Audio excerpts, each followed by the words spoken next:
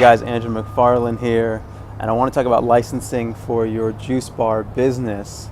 I get this question a lot, and I'm sure if you haven't delved into it too deeply, this is a big question on your mind. What are the administrative and legal requirements for you to launch this business?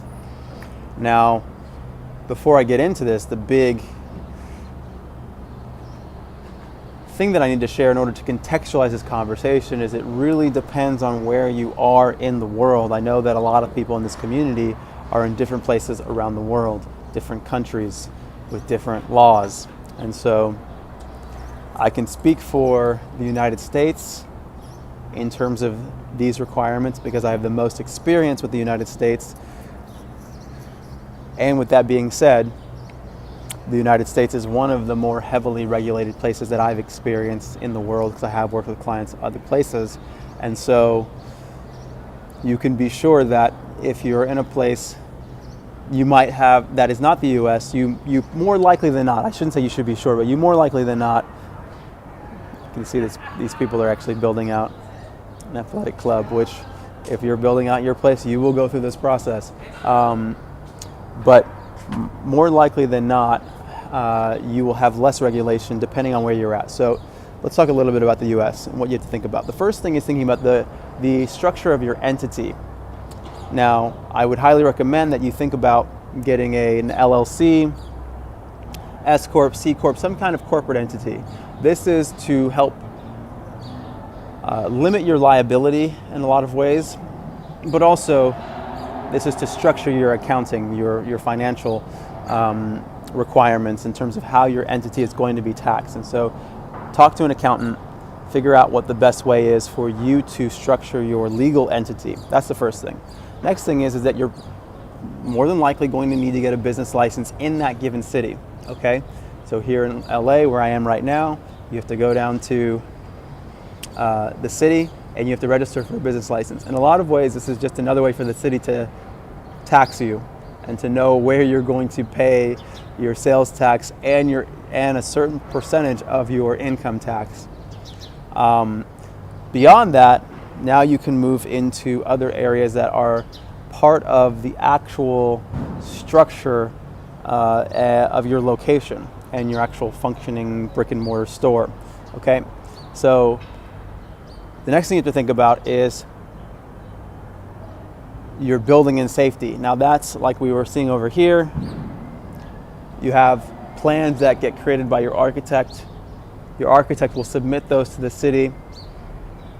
The building and safety department will go over those plans to make sure that everything in the structure is in compliance, meaning, are your steps the right size? Do you have a ramp if necessary for people who are handicapped? Do you have a bathroom based on the square footage and the amount of customers that you're going to serve? There are all these requirements. Now, the good news is that you shouldn't have to know all of the requirements. You need to just make sure that you hire somebody who understands how these things work. That might be that's supposed to be an architect, and this might be an architect that actually works with your contracting company, but they will tell you all the things that you need to know in terms of how big the doors and the entryways need to be, how much space needs to be in each walkway, what are the plumbing requirements, the electrical requirements.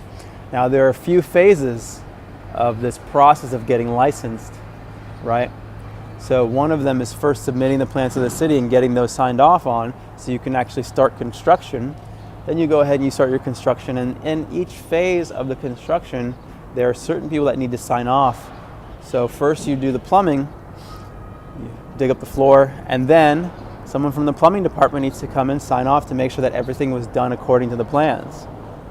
After that, same thing with the framing and the electrical, right? Everything needs to be signed off that it was done according to the plans. And then after that, you've got your fire department, right? They need to make sure that you have your fire extinguishers and everything, all the signs and exit signs work, things of this nature. Then you have your health department, which everyone is so familiar with. Your health department is usually the last agency that is going to sign off and license you to be ready to open your doors. Once you've signed off through the health department, you're ready to go. Now, there are certain licenses that you have to renew. The health department is one of them. Your actual business license, depending on where you are, you may or may not have to renew. The payment for your corporate entity is really a tax payment, and so depending on what your minimum requirements are, you may have a fee depending on the state that you're in. There's a whole myriad of ways that you have to maintain your corporate entity. But that's generally it for the licensing here in the United States. And like I said before, depending on where you are in the world, you may have more or less. You might be in a place in another country where you don't have to get any license at all. You can just open up business and then get going, but not in the States, not in most places. There are a lot of agencies that are there with the intention of helping people out and keeping people safe and protected, but can be a little bit tedious in the process of actually you getting opened and launching your business. So I hope this information helps. This is Andrew McFarland with StartAJuiceBar.com. If you like the video, press the like button. If you're not subscribed to the channel, I invite you to subscribe, and you can hit the comments. You can put a comment in the comment box below if you have anything to add or you have any questions. All right. Hope you're having a beautiful day. See you soon.